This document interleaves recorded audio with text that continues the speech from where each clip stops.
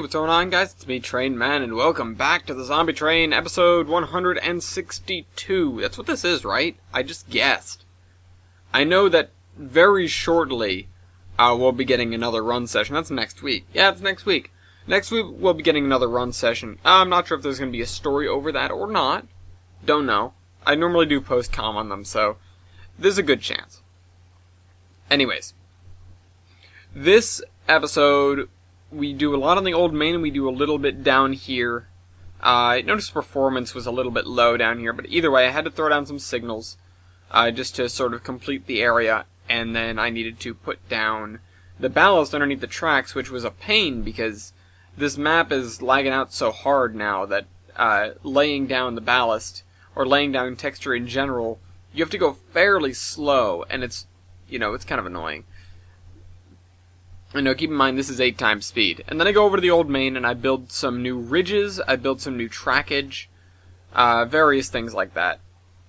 You'll see. Anyways, where were we? You know what, I should crack open some docs here, because there's some stuff that's worth talking about that has to do with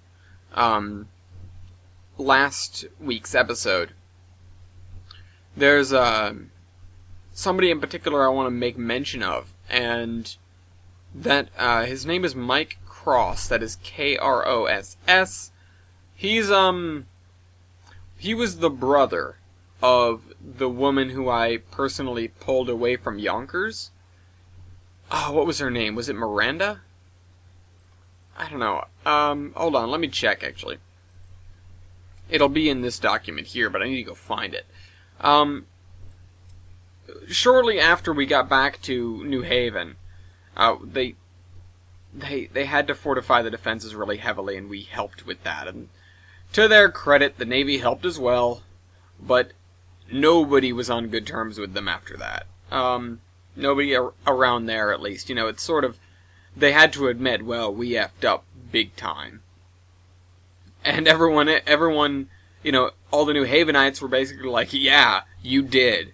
Because it took a significant chunk out of their population. And, a lot of the people were military men and women that served at Yonkers, but plenty of them weren't. And it was just so idiotic. I'm sorry. You need to read the book if you want to get a good picture of what the hell went on there, because it was, frankly, it's kind of infuriating thinking back on it. How dumb the higher-ups were. Anyways, where is this? This is, no, but it's before this. Anyways, I'm going to be checking out an excerpt from Firefall, which is a book that I'm writing that follows The End of Days. It's the first time I ran into Weibold in Beta Rail, which, he, knowing me, kind of, he didn't, well, he took my plan, and he took my plan, and he did alright. He didn't have quite of a time as I did. Maybe sometime in the future we should do a co-op, one of these. Co-op little story time. But, anyways. Hold on, let's find this here. Because I'm looking in particular for the line that I told her. Hold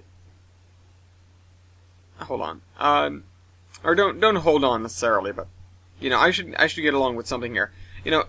Anyway, so the Navy pulled out. The military, the government, they pulled out of New Haven after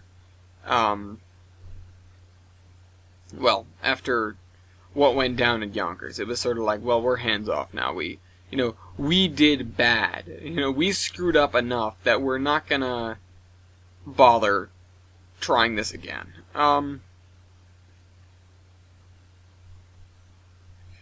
And that sort of left us back on our own, and that's when a lot of the modifications of the train happened. A lot of the modifications happened in New Haven. Because they were, a few times the size of Worcester, and they had, plenty of things around that were usable. When was this exactly? I can skip around here a little bit. If you guys have specific questions about what happened when, let me know. But anyways, so we'd made contact with the Republic of Block Island, the new Republic of Block Island. Was that what it was? In July, which is, which was before Yonkers. We come back into New Haven. Some time goes by. We see the Toronto Rail Lance folk about once every couple of weeks, which isn't terrible considering they've got to work up the supplies every time they make a run. We had to too, but we sort of used all the easy one. We used all the easy stuff, and there isn't necessarily a reason to do that. It's just sort of trade between the inland and the port. Inland. After we took care of most of those Zacks up towards Toronto, during the summer they had a lot of stuff they could use as farmland, and they capitalized on that as best they could. Whereas most of the farmland of the United States was basically inaccessible because you got out on the Great Plains because it's so flat and open. If there was one survivor, the zombies would be able to see him for a long distance, and they'd be able to hear him for a long distance, and they'd be able to hear each other for a long distance. There's no blockers there, and so you'd get these massive swarms of zombies, that aren't even necessarily near cities. Thankfully, we didn't have to deal with that very much. Anyways. So, we sort of facilitated, and this is a tricksy word here, facilitated trade between the Islanders, the New Republic of Block Island, and the Quonsets, which are the group of folk led by Donadio, who held Quonset Point at this point. Where did the Pawtucks die? It was fairly early, as I've mentioned. Anyways, oh shucks, I lost my place.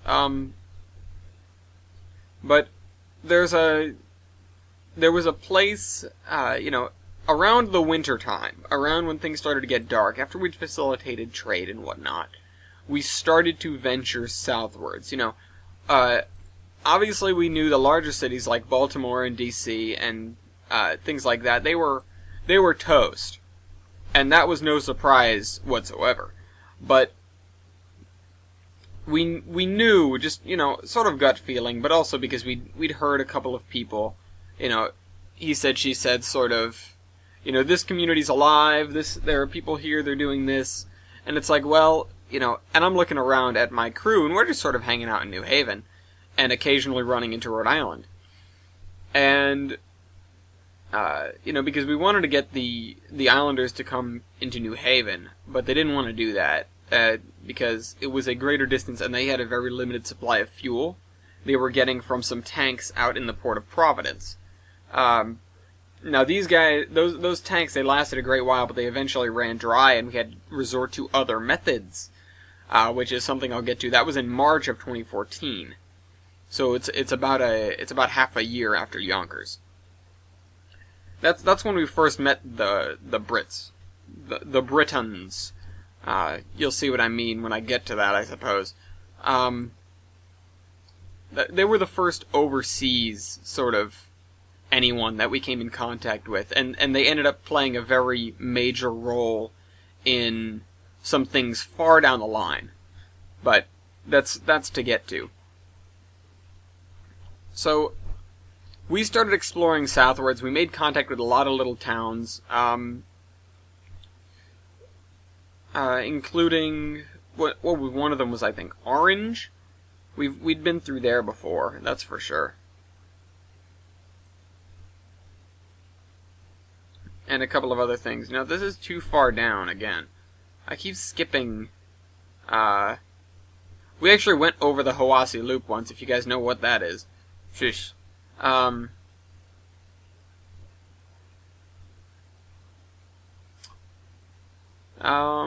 I think it should be here. Yes? Yes? No, where's he going to talk to me?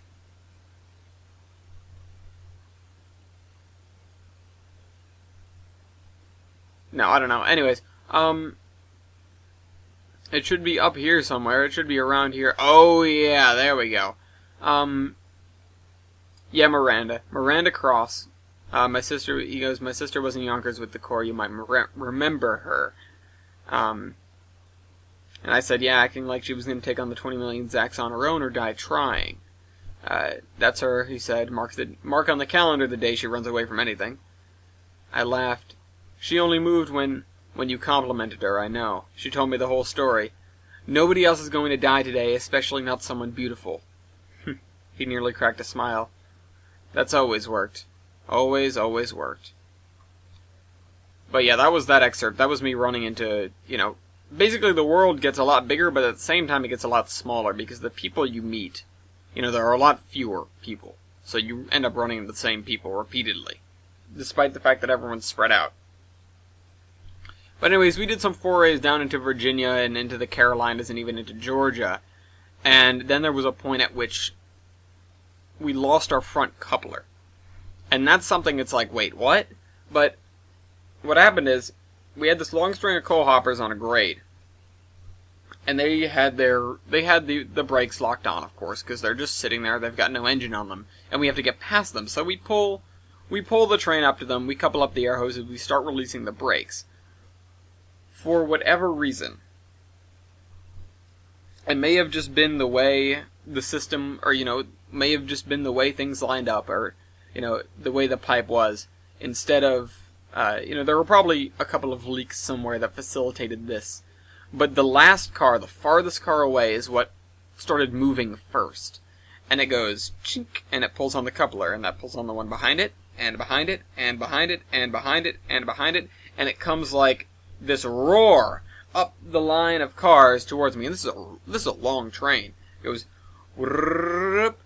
bang, and then the coupler on the front of the Mikado just tears free, and the cars take off. I was sitting there. There was an excerpt. This is again an excerpt. I wrote this one down. What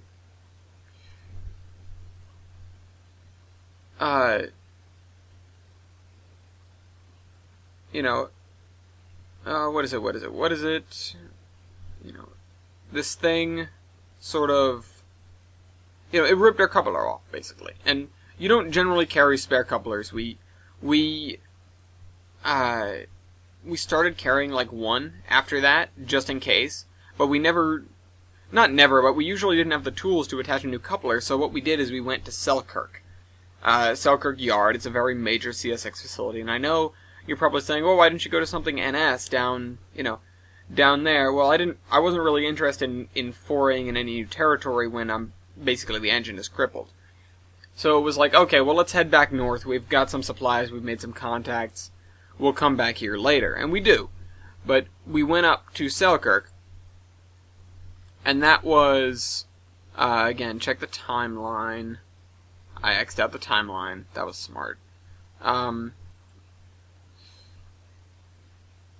Return to Selkirk was in January, and that was snowy. There was snow coming down, and we're sort of snowed in, just trying to work on various things on the train. That's sort of when the Foundry came to light. The Foundry was the last boxcar in the train, and it was this steel 50-foot box, or, well, it was metal at least. And my Uncle Paul, who's a very, handy sort of guy with machines and whatnot, he asks permission to turn it into a foundry. And you sort of go, well, how are you going to do that? And he's like, oh, I'll make it work, I'll figure something out. And so he goes and he starts working. And this was in New Haven, but most of it got done in Selkirk in the couple of months that we were laid up there, because of the amount of tools and materials we had at our disposal. And so we essentially got furnaces in a boxcar. And it's not like we could smelt steel, but we could melt it. We could sort of, we could pour some of the lower melting point metals and stuff like that, and make mundane things like silverware or parts or something. We could take a metal rod in there, or take a rail and cut it, or something like that. And that's, it became very useful. It wasn't like there's nothing we can't do, but it's like it expanded our possibilities a lot more. The foundry was a integral part of the reconstruction of several bridges and things like that. When you just are using what's on hand, having that much power at your fingertips is really, really niceful. It's really nice.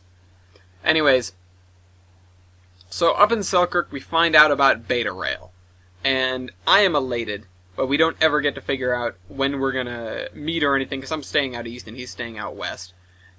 And then we go back to New Haven, and we get in touch with the Islanders again, and we hear, oh, the fuel is about to run out. So, they're going to be up the creek without a paddle. We need a bigger boat.